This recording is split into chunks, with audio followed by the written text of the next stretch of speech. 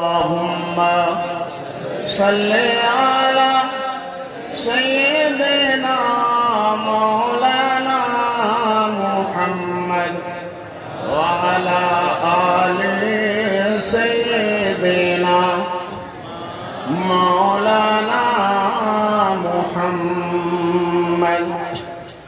حضرات، اب میں اپنی گفتگو بالکل ختم کرنے والا ہوں۔ حضور کا حکم ہے، اس لیے میں اپنی بات پوری کر لوں۔ آپ حضرات شانتی کا ماحول بنائیں، انشاءاللہ تبارک و تعالی اور بھی علماء کرام کے بیانات ہوں گے۔ حضرت کے رخ زیبا کی زیارت کرتے رہیے، اس لیے کہ یہ آل رسول ہیں اور آل رسول کے چہرے کی زیارت کرنا بھی نیکی اور عبادت ہے، تو اپنی نیکیوں کا اضافہ کرتے رہیں اپنے نامہ اعمال میں۔ حضرات، تو میں عرض کر رہا تھا کہ ایمان سب سے بڑی دولت، تقوی اور پرہیزگاری سب سے بڑی دولت، لیکن ایمان کے لٹیرے موجود، تقوی کے لٹیرے موجود، ایمان کے چور موجود، پرہیزگاری کے چور موجود۔ ارے ایسے ایسے چور ہیں کہ آپ سمجھ بھی نہیں سکتے۔ آپ تو سمجھیں گے یہ ہمارے رہنما ہیں، یہ ہمارے رہبر ہیں، یہ عالم و فاضل ہیں، یہ محدث ہے، یہ فقیہ ہے، لیکن میرے دوست اور بزرگوں، کیا فقیہ بن کر کے فقہ کو مذاق نہیں بنائے؟ کیا مفسر بن کر قرآن کی تفسیر غلط نہیں کی؟ کیا محدث ہو کر حدیث کے معنی غلط بیان نہیں کیے؟ میرے دوست اور بزرگوں، یاد رکھو، ارے علم وہی ہدایت دینے والا ہے جو علم نور ہو، نور ہو۔ میرے دوست اور بزرگوں، اگر علم میں نور نہیں ہے تو وہ ہدایت دینے والا نہیں ہے۔ اس لیے میں عرض کرنا چاہتا ہوں کہ جب ایمان سب سے بڑی دولت، پرہیزگاری سب سے بڑی دولت اور اس کی حفاظت ضروری، اگر مرتے وقت تک اگر ایمان سلامت نہیں رہا، آخری وقت تک اگر ایمان بچا ہوا نہیں رہا، تقوی نہیں بچا رہا، تو پھر اگر پوری زندگی مومن بنے رہے، پوری زندگی متقی بنے رہے، اگر خاتمہ کے وقت، آخری وقت اگر ایمان چلا گیا، ختم ہو گیا، تو چاہے 50 سال عبادت کی ہو، چاہے 100 سال عبادت کی ہو، بولو وہ عبادت کام آئے گی، نمازیں کام آئیں گی، صدقہ و خیرات کام آئے گا، کوئی نیکی کام آئے گی؟ ارے ایمان ہی نہیں بچا تو کوئی نیکی کیسے بچے گی؟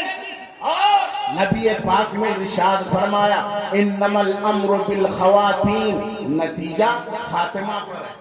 جب آخری انجام اچھا ہوگا تو اچھا ہے، زندگی بھر متقی رہا لیکن مرتے وقت اگر بے ایمان ہو کے مرا تو پھر کوئی فائدہ نہیں، پہاڑ کے برابر نیکیاں کام نہیں آئیں گی۔ حضرات گرامی، ایک موقع پر ایک صحابی رسول ایک غزوہ میں، ایک جہاد میں بہت ہی بہادری کے ساتھ لڑ رہے ہیں، بہادری کے ساتھ جنگ کر رہے ہیں، اور حضرت عبد الرحمن ابن عوف رضی اللہ تعالی عنہ بیان فرماتے ہیں کہ جدھر بھی وہ جاتا دشمنوں کی صفیں پلٹ دیتا، تلوار جدھر چلتی تھی مولی گاجر کی طرح لاشیں ڈھیر ہو جاتی تھی۔ جب اس کی بہادری کا چرچا جنگ کے بعد نبی پاک کے سامنے ہوا، رسول پاک کے سامنے اس کی شجاعت و بہادری کا ذکر آیا، تو اللہ کے رسول نے ارشاد فرمایا، ہوا فی النار، وہ جہنمی ہے۔ توجہ چاہوں گا، صحابی رسول ہیں، غازی ہیں، مجاہد ہیں اور جہاد بہادری کے ساتھ کر رہے ہیں۔ سینکڑوں کفار کو تہے پھینک دیا ہے، لیکن نبی فرماتے ہیں ہوا فی النار، وہ جہنم میں جائے گا۔ حضرت عبد الرحمن ابن عوف صحابی رسول جب انہوں نے سنا ارے اتنا بڑا مجاہد غازی یہ جہنم میں جائے گا، لیکن نبی نے فرمایا ہے تو یقیناً جہنم میں جائے گا، یہ ایمان ہے، لیکن کیسے جہنم میں جائے گا، کیوں جہنم میں جائے گا؟ میں دیکھنا چاہتا ہوں۔ حضرت عبد الرحمن ابن عوف بیان فرماتے ہیں میں اس کے پیچھے پیچھے لگ گیا، بخاری شریف کی حدیث عرض کر رہا ہوں، میں اس کے پیچھے پیچھے لگ گیا کہ آخر کرتا کیا ہے جس کی وجہ سے جہنم میں جائے گا۔ فرماتے ہیں کہ اسے ایک زخم لگا، ایک کافر کی تلوار لگی اس کے گھٹنے میں، اور وہ درد سے تڑپنے لگا، بلکنے لگا، اور درد کی شدت کو برداشت نہ کر سکا، تکلیف برداشت نہ کر سکا، اس نے اپنی تلوار کی نوک کو اپنے سینے پہ لگایا اور زور سے دبایا اور اس پہ جھول گیا اور اس نے اپنی جان دے دی۔ ایک روایت میں حلق میں لگایا اور اپنی جان خود دے دی۔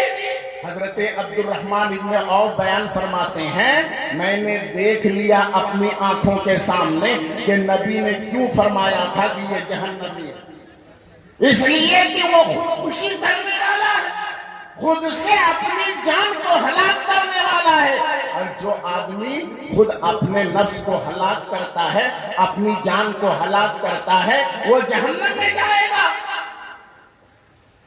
تو دیکھا آپ نے انجام کا معاملہ اگر ٹھیک ہے تو سب کچھ ٹھیک ہے۔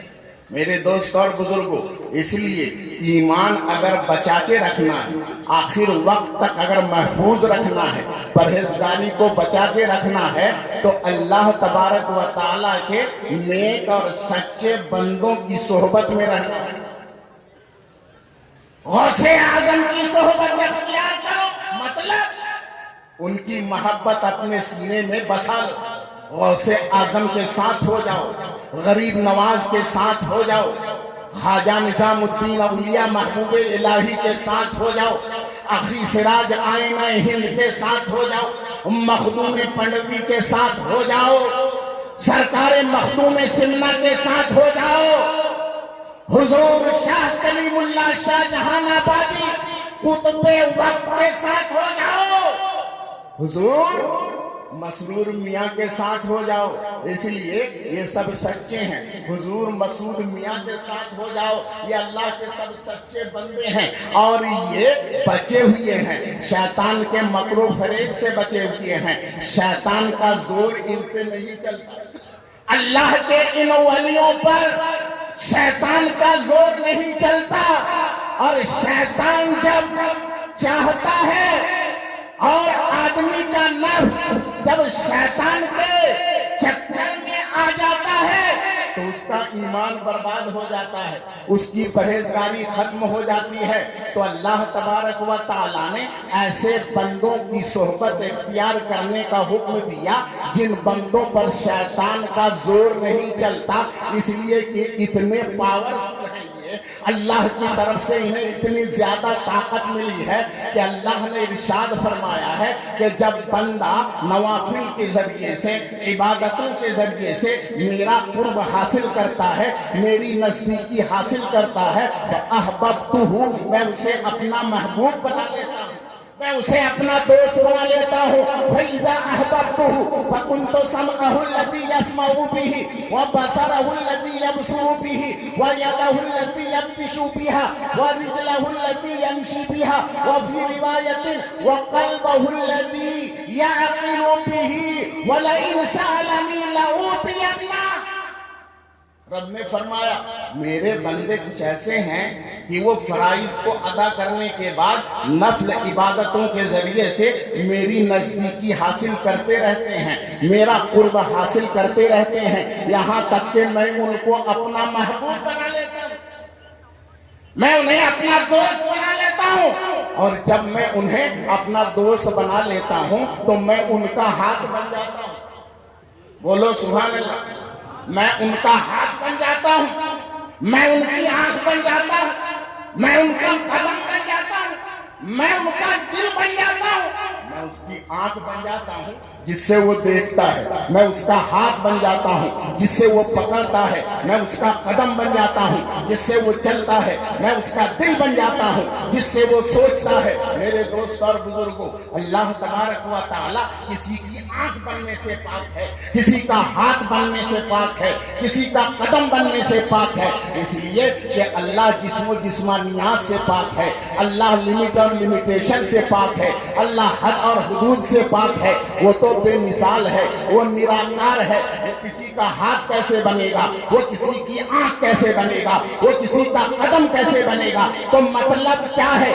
مطلب یہ ہے جب بندہ میرا محبوب ہو جاتا ہے, میرا دوست ہو جاتا ہے, تو میں اس کے ہاتھ میں اپنی خاص طاقت دے دیتا ہوں, اب اس کی آنکھ میں خاص اپنی طاقت دے دیتا ہوں. اور ایک مطلب یہ ہے, ہاتھ تو اس کا ہوتا ہے لیکن وہ ہاتھ میری قدرت کا مظہر بن جاتا ہے, اس کی آنکھ میری قدرت کا مظہر بن جاتا ہے, اس کا پیر میری قدرت کا مظہر بن جاتا ہے. یہی وجہ تو ہے بغداد میں بیٹھے اپنے شاگردوں کو پڑھا رہے ہیں, درس دے رہے ہیں, اور سمندر میں کشتی ڈوب رہی ہے, اور پکارنے والا پکار کے کہتا ہے یا عبد القادر شیئا للہ. وہ کون سی طاقت تھی؟ ارے کان تو وہی غوث اعظم کا کان تھا نا. بولو, دو ہی کان تو تھے, اور وہ کان جو ہمارا ہے ویسا ہی تو کان تھا. بولو, ویسا ہی تو کان تھا, لیکن میلوں دور سمندر میں کشتی ڈوب رہی ہے, پکارنے والا عاشق پکار رہا ہے یا عبد القادر شیئا للہ. اے عبد القادر, اللہ کے لیے کچھ ہماری مدد فرمائیے. میرے دوست اور بزرگوں, یہی سے غوث پاک اپنا ہاتھ بڑھاتے ہیں اور اپنے مرید کی ڈوبتی ہوئی کشتی کو کنارے لگا دیتے ہیں. بولو, اب سمجھ میں آیا کہ نہیں کہ اللہ اپنے کسی محبوب بندے کا کان کیسے بن جاتا ہے, ہاتھ کیسے بنتا ہے؟ میرے دوست اور بزرگوں, اور جب اللہ کسی کا کان بن جائے, یعنی اللہ کی خاص قدرت اس کے کان میں ہو, اللہ کی خاص طاقت اس کے قدموں میں ہو, اس کے ہاتھ میں ہو, تو اب وہ بندہ جب کچھ کرتا ہے تو اس کے ہاتھ سے وہی صادر ہوتا ہے جو اللہ چاہتا ہے.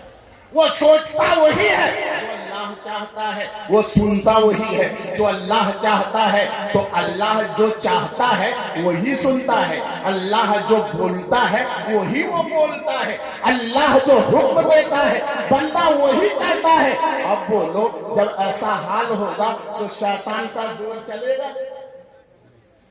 شیطان کا زور چلے گا اس پر؟ نہیں, اس لیے کہ وہ اللہ کی حفاظت میں ہے. توجہ چاہوں گا, آخری جملہ, جب یہ سچے بندے, اللہ کے محبوب بندے اللہ کی حفاظت میں آ چکے ہیں, تو اے ایمان والو, اگر تم ان کی حفاظت میں آؤ گے تو پھر تمہارا ایمان بچ جائے گا, تمہارا تقوی بچ جائے گا, تمہاری پرہیزگاری بچ جائے گی. کیوں؟ اس لیے کہ تم نے ان کی صحبت اختیار کر لی ہے جو اللہ کی حفاظت میں ہے, تو ان کے ساتھ ساتھ تم بھی اللہ کی حفاظت میں ہو. اس لیے اللہ نے فرمایا یا ایھا الذین آمنوا اتقوا اللہ وکونوا مع الصادقین. اے ایمان والو, اللہ سے ڈرو, تقوی اختیار کرو, پرہیزگاری اختیار کرو, اور سچوں کے ساتھ ہو جاؤ, سچوں کی صحبت اختیار کرو. وآخر دعوانا ان الحمد للہ رب العالمین. السلام علیکم ورحمۃ اللہ.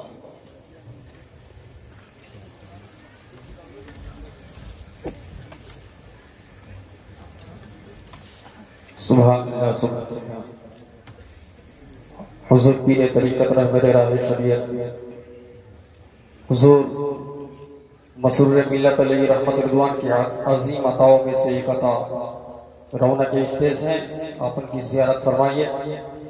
اور دیکھیے, اب بلا تاخیر بہت تیزی کے ساتھ میں پھر سے مداح رسول شاعر اسلام جناب ذیشان غازی پوری کو آپ کے سامنے دعوت دیتا ہوں کہ آئیے شاعر اسلام کا استقبال نعرہ تکبیر رسالت کے ساتھ کریں کہ نعرہ تکبیر، نعرہ رسالت، نعرہ حیدری، فیضان کلیمی، فیضان غریب نواز، صاحب سجادہ، خانقاہ حسینیہ کلیمیہ، نعرہ تکبیر، نعرہ رسالت، کلیمی گلشن سے جس کا رابطہ ہو جائے گا، کلیمی گلشن سے جس کا رابطہ ہو جائے گا وہ زمانے کے لیے باد سبا ہو جائے گا، کلیمی گلشن سے جس کا رابطہ ہو جائے گا وہ زمانے کے لیے باد سبا ہو جائے گا۔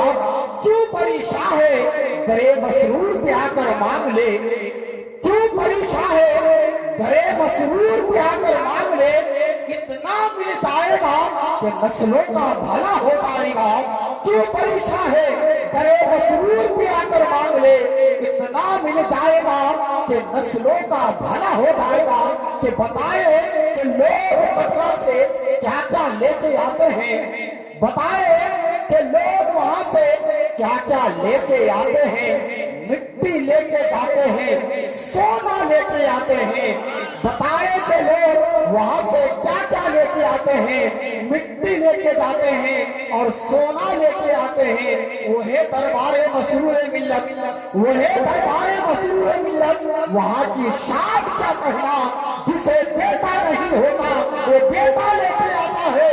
وہی دربار مسرور ملت، وہاں کی شان کیا کہنا، جسے بیٹا نہیں ہوتا وہ بیٹا لے کے آتا ہے۔ انہی مصروں کے ساتھ شاعر اسلام جی شان قاضی۔